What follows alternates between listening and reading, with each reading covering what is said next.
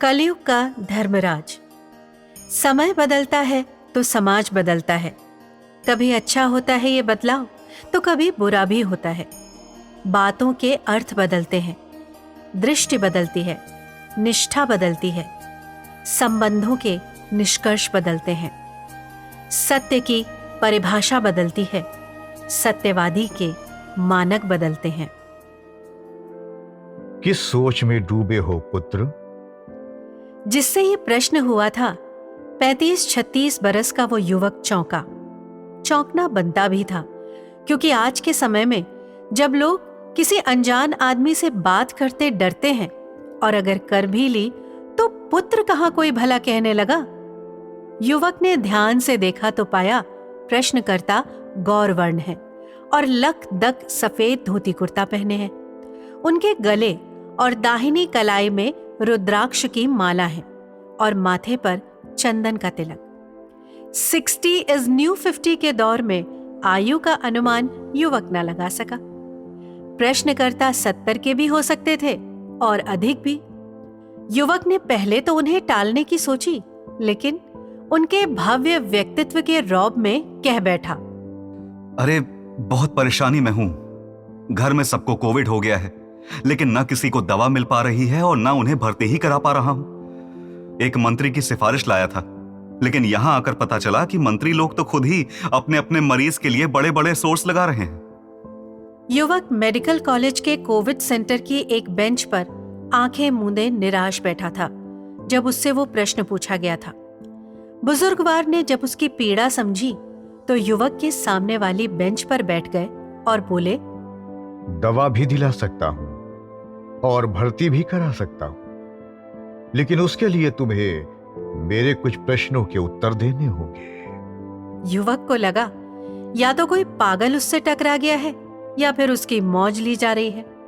वो बुजुर्ग को खरी खोटी सुनाने ही वाला था कि वो फिर बोल उठे, यश नाम है ना तुम्हारा?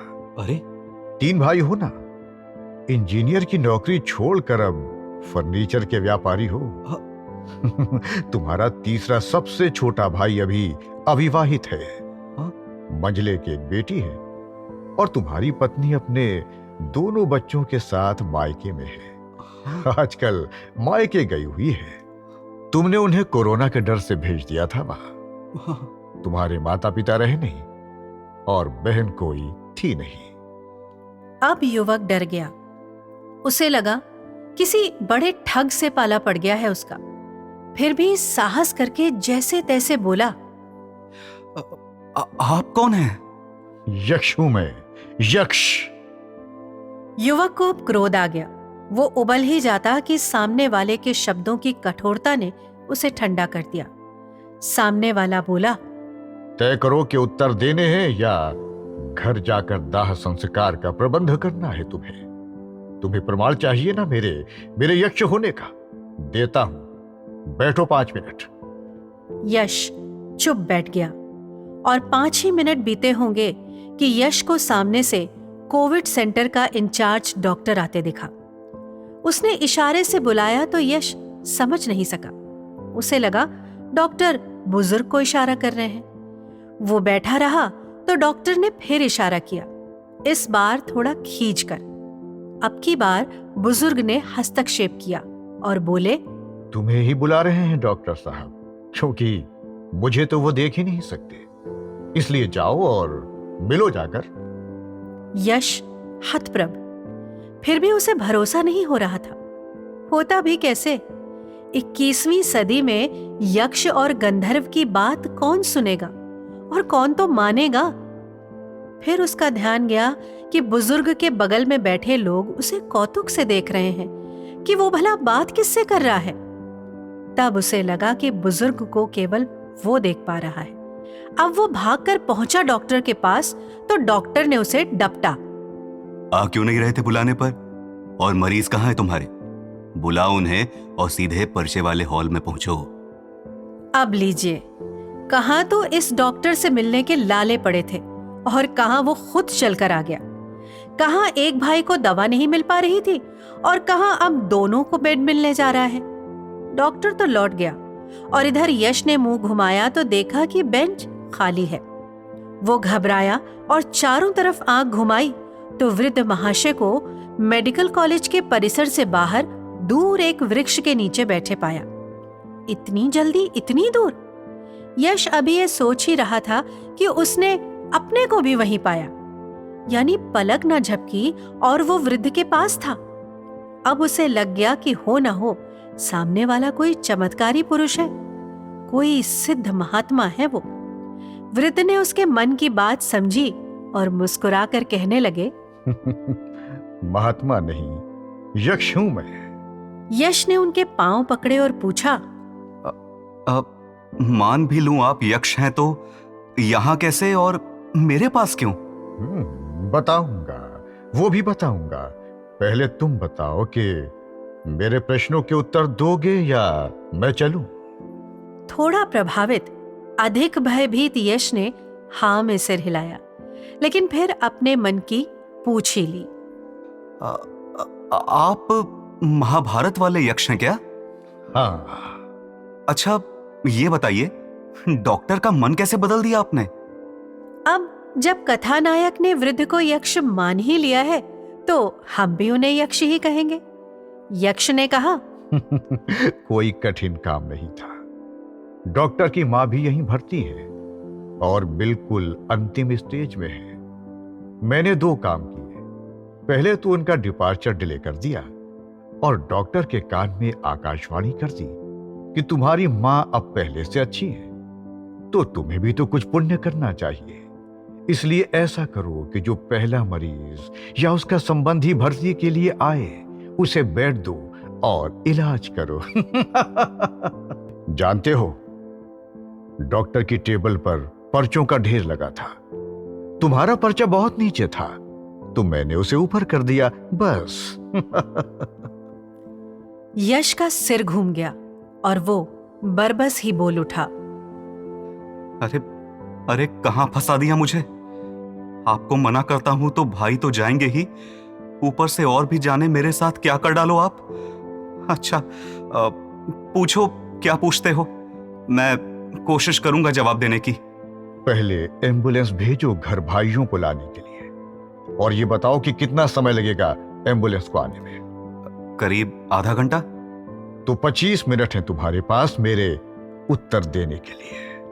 यश ने चचेरे भाई को फोन करके सब समझाया और फोन काटा ही था कि यक्ष ने पहला प्रश्न पूछा। तो सबसे पहले ये बताओ कि सबसे दयावान कौन है?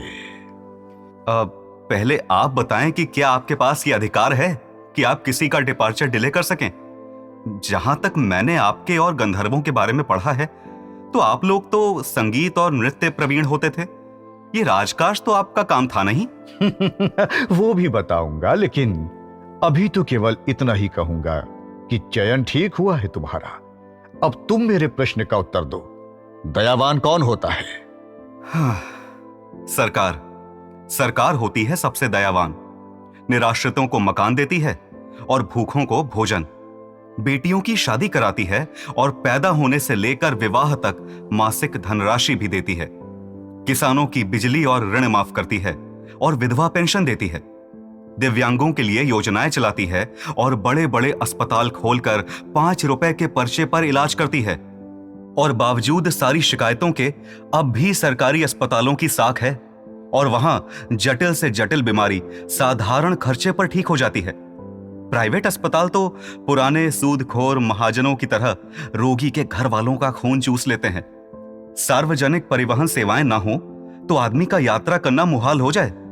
जाने कितने बड़े बड़े अफसर और डॉक्टर, वैज्ञानिक सरकारी स्कूलों से ही पढ़कर निकले। कल्याणकारी राज्य की अवधारणा को सरकारें पूरी तरह साकार करती हैं। बिल्कुल सही जवाब। तो ये बताओ कि सबसे निष्ठुर कौन है?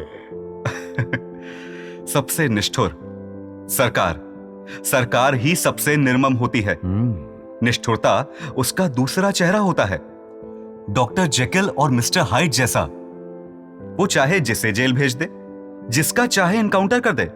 परेशान आदमी प्रार्थना पत्र लिए दौड़ता रह जाता है, लेकिन सरकार के अधिकारी के कान पर जूं नहीं रेंगती। साधारण आदमी तो रो देता है सरकारी दफ्तरों के चक्कर लगाते लगाते। अपील और अनुरोध करते हुए आम आदमी का जीवन निकल जाता है, लेकिन अगर वो नौकरशाही के दुष्चक्र में फंसा तो बेसुध लक्ष्मण के लिए संजीवनी बूटी लाना उसे फिर सरल काम लगने लगता है। आदमी जीवित है, लेकिन उसे कागजों में मरा दिखाकर उसकी संपत्ति हड़प ली जाती है। सरकार से अधिक झूठा, तानाशाह, कारोबारी, भ्रष्ट और निर्मोही कोई और नहीं होता। सरकारों की यह विशेषता सर्वकालिक, सार्वदेशिक है। सरकार किसी की हो, चलती इन्हीं गुणों पर है। वो जो भी करती है चुनाव को ध्यान में रखकर करती है। बता सकते हो कि सबसे बड़ा गुरु कौन है? जी, सबसे बड़ा गुरु आईएएस है। वो भले साइंस लेकर आईएएस हुआ हो, लेकिन कृषि विभाग में रहेगा तो किसानों को खेती बताएगा, और खेल में जाएगा तो खिलाड़ियों को खेल सिखाएगा। संस्कृति में रहेगा तो कलाओं पर उसका अधिकार गंधर्वों को लज्जित करेगा, और शिक्षा विभाग में वो गया तो प्रिंसिपल हो या कुलपति उसके ज्ञान के आगे ठहर ना पाते हैं। ईश्वर के बाद यदि कोई ज्ञानी और सर्वव्यापी है तो वो है आईएएस। खिलाड़ी को वो टिप्स दे, लेखक को वो समझा दे, और वैज्ञानिकों, डॉक्टरों को भी उनका काम बता दे। मानव रूप में साक्षात ईश्वर है वो, विष्णु जी का 11वां अवतार। ये श्रोता नहीं होते, हो ही नहीं सकते। ये सुनाते हैं, सुनते नहीं। सृष्टि जब से बनी, जब से पृथ्वी पर जीवन आया, जब से मनुष्य ने आग जलाना सीखा, उसी समय से इस वर्ग से अधिक समझदार कोई दूसरा ना हुआ। अधिकार भाव की घुट्टी इन्हें गर्भ में ही पिला दी जाती है। आप इनको कुछ समझा नहीं सकते, कुछ बता नहीं सकते, क्योंकि इन्हें सब कुछ आता है। ज्ञान की सीमा इनके चरणों में आकर समाप्त हो जाती है। ये विश्व के आज तक के सर्वश्रेष्ठ गुरु हैं। समझदार तो तुम भी कम नहीं। अब जल्दी से बोलो, आत्ममुग्ध कौन है? Social media. सोशल मीडिया का प्रलाप आत्ममुग्धता का चरम है। ज्ञान का अथाह सागर वहां लहराता मिलता है, बिना जवाबदेही और बिना जिम्मेदारी का ज्ञान। कोई लिवर की असाध्य बीमारी को 1 हफ्ते में ठीक करने का इलाज बता रहा है, तो कोई जीवनचर्या के गुर सिखाता मिलता है। कोई इतिहास का विद्वान है तो कोई ज्योतिष का। वहां सब लेखक हैं और सभी वैज्ञानिक। कहीं क्रिकेट मैच चल रहा हो तो सभी उसके विशेषज्ञ हो जाते हैं, और चुनाव चल रहे हो तो सब राजनीति के मंझे हुए खिलाड़ी। उनकी बात भले ही तार्किक ना हो, लेकिन वो उसे कहते इतने दावे से हैं कि लगता है इन सब ने बड़ी बड़ी किताबें घोंट रखी हैं और इन्हें सब कुछ आता है। वो सब खुद भी यही मानते हैं कि उन्हें सब पता है। ये नया आत्ममुग्ध समाज है जो कोई अनुशासन, कोई मर्यादा नहीं मानता। अच्छा, एक और सवाल है तुम्हारे लिए। जी पूछिए। बताओ कि अज्ञानी कौन है?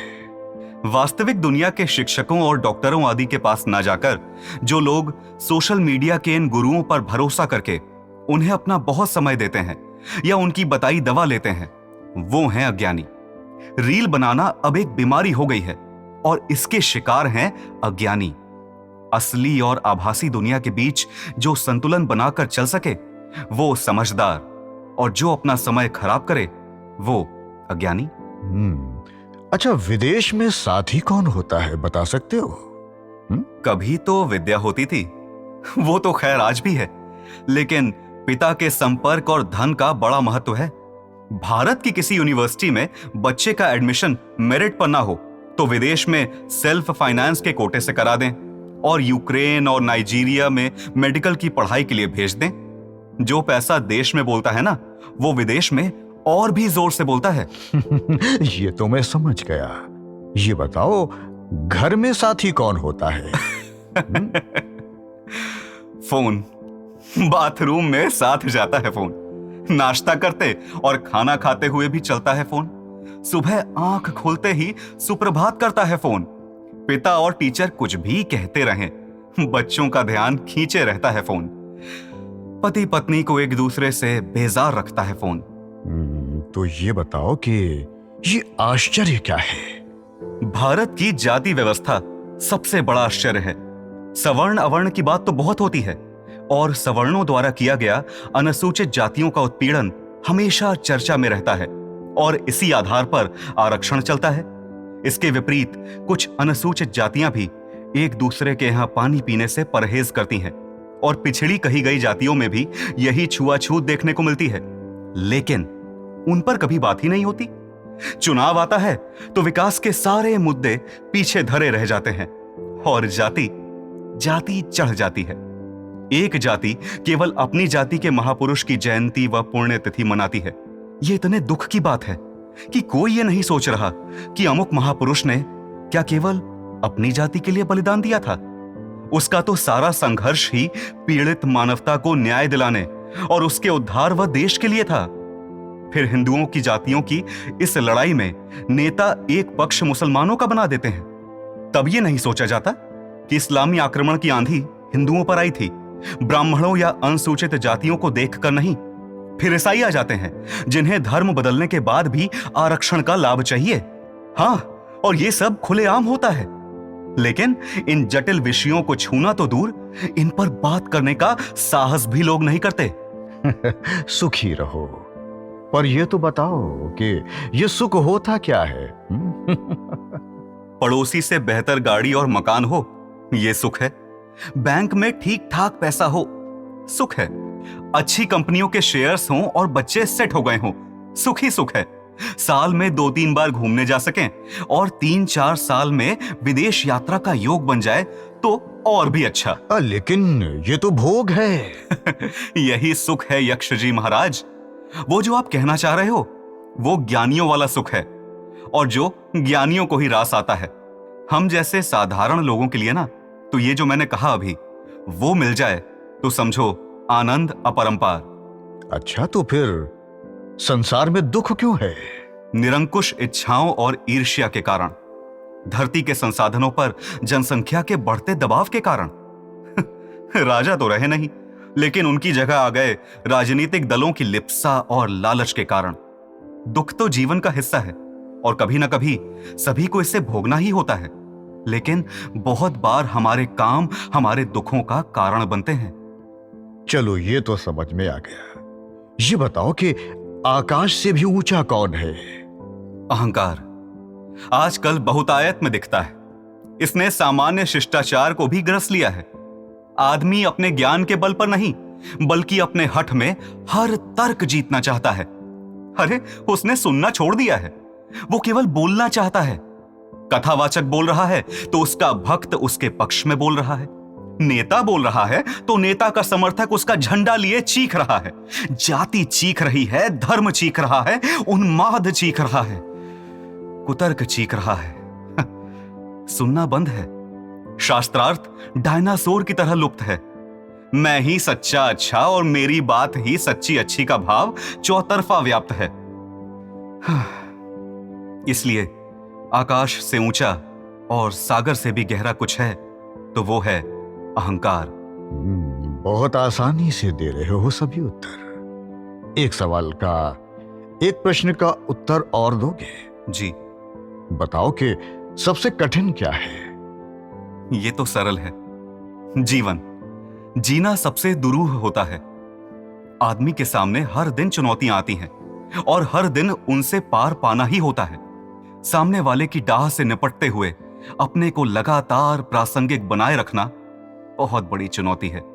जिसने जीवन की व्यवहारिकता समझकर उसकी कठिनाइयां और विसंगतियों से जूझना सीख लिया, वो तो समझो जी गया, और जो इनमें उलझ गया वो रह गया। अच्छा, जल्दी से बताओ कि धोखा क्या है? जी, शिक्षा के नाम पर मां बाप को धोखा देना आज का सबसे बड़ा अपराध है। लेकिन कोचिंग वाले डंके की चोट पर यही तो करते हैं। वो आज के सबसे बड़े डाकू हैं, जो बच्चों और उनके मजबूर मां बाप दोनों के ही पैसों और सपनों पर डाका डालते हैं। सामान्य कोचिंग गलत नहीं, लेकिन जो स्कूलों के साथ मिलकर उनकी बिल्डिंग में अपनी पढ़ाई कराते हैं, ऐसे कोचिंग संचालकों पर कड़ी कार्रवाई होनी चाहिए। अच्छा, ये बताओ कि जीवन का उद्देश्य क्या है? हाँ, जीवन का उद्देश्य, अच्छा जीवन जी जाना ही जीवन का उद्देश्य है। मैं भी भूखा ना रहूं और साधु भी भूखा ना जाए। बच्चों का करियर अच्छा रहे और हारी बीमारी से वो और बाकी घर वाले बचे रहें। जैसा मैंने पहले कहा ना, कुछ पैसा बचत में रहता है तो गाढ़े समय काम आता है। बस इतना ही तो चाहिए जीवन से। ये तो तुम बड़ी अजीब सी बात कर रहे हो। मैं जीवन का उद्देश्य पूछ रहा हूं और तुम बैंक बैलेंस और गाड़ी घोड़ा बताने लगे। अरे तो और क्या कहूं, आप खुद ही गलत आदमी से पूछ रहे हो।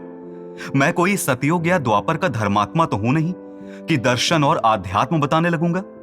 सामान्य गृहस्थ हूं तो अपनी रोज की चिंता ही बता सकूंगा ना। मेरे लिए जीवन का उद्देश्य अपनी और बच्चों पत्नी की प्रगति व उनका अच्छा स्वास्थ्य ही है। सवालों के जवाब के बाद यश चुप हुआ तो यक्ष बोला, सुनो पुत्र, ये ना सोच बैठना कि महाभारत की तरह मैं यमदेव हूं और अभी अपने असली रूप में प्रकट हो जाऊंगा। ना मैं यक्ष ही हूं और उनकी पावर ऑफ अटॉर्नी लेकर धरती पर आया था। धरती पर आने और तुमसे मिलने का कारण यह था कि स्वर्ग लोक आजकल की पृथ्वी और उसके मनुष्यों के स्वभाव का फर्स्ट हैंड एक्सपीरियंस चाहता था। मोबाइल फोन आने के बाद मनुष्यों के स्वभाव में आए अंतर पर स्वर्ग में एक स्टडी हो रही है, तो उसी का सैंपल सर्वे करने के असाइनमेंट पर निकला हुआ हूं मैं। और चूंकि इन दिनों यमदेव का ओएसडी प्रथम हूं तो मुझे ही आदेश हुआ था। सुनो, जैसा मैंने अभी कहा था कि तुम्हारे सभी उत्तर मुझे संतोषजनक लगे तो मैं तुम्हारे एक भाई को जीवन का वरदान देता हूं। भर्ती तो दोनों को करा दिया है, लेकिन मेरे अधिकारों की भी सीमा है। अब उन दोनों में से एक ही जीवित रहेगा, इसलिए बोलो किसे चाहते हो जिंदा रखना। यश चिंता में पड़ गया। उसने यक्ष से प्रार्थना की परंतु वो पसीजा ही नहीं। जब यक्ष ने किसी भी भाई को जीवन दान बिना स्वर्ग लौट जाने की धमकी दी तो यश घबराया। उसने 1 मिनट सोचा और बोला, छोटे भाई को जीवित रखना है मुझे। अब बारी यक्ष की थी। उसका प्रश्न आया, क्यों? सबसे छोटा क्यों? मंझला क्यों नहीं? यश पहले तो संकोच में पड़ा, लेकिन जब लगा कि उत्तर दिए बिना चारा नहीं और बोलना भी सच ही पड़ेगा क्योंकि स्वर्ग वालों से कुछ छुपाया भी नहीं जा सकता, तो वो बोला, असल में उसने शादी नहीं की है और करेगा भी नहीं। वैसे वो बीमार भी रहता है तो आगे उसकी भी प्रॉपर्टी मेरे ही बच्चों को मिलेगी। मंझले भाई की एक लड़की है, लेकिन भाई खुद बहुत उत्पाती है और उससे मुझे डर लगता है। एक बार तो मारने ही दौड़ पड़ा था। तुम्हारे दोनों भाई जीवित रहेंगे, एक तुम्हें दिए गए मेरे वरदान से और दूसरा तुम्हें तुम्हारी धूर्तता और लालच का दंड देने के लिए मेरी अपनी इच्छा और यमदेव के अप्रूवल से। कुछ वर्ष बाद अपने मंझले भाई के हाथों निश्चय ही पिटोगे तुम। बहुत स्वार्थी हो तो दंड मिलेगा तुम्हें तुम्हारे लोभ का। यक्ष अदृश्य था और यश मंझले भाई के क्रोध की कल्पना कर भयभीत